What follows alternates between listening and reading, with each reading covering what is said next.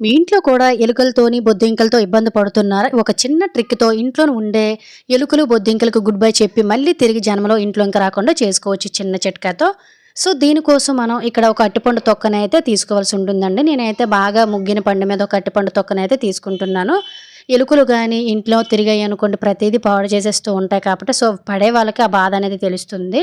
అరటిపండు తొక్కల్ని చిన్న చిన్న పీసెస్‌గా కట్ చేసేసుకొని, ఇలా ఇందులోనే మనం బేకింగ్ సోడా అనేది ఉంటుంది కదండీ! సో, వంట సోడా అంటూ ఉంటాం. దాన్ని కొంచెం మిక్స్ చేసేసుకొని, ఒక కర్పూరం బిళ్ళని కూడా తీసుకొని ఇందులో మెత్తగా పౌడర్ చేసి వేసుకోండి. దీని వాసన వల్ల మనకేంటంటే ఈగలు, దోమలు కూడాను కిచెన్‌లోకి రాకుండా ఉంటాయి.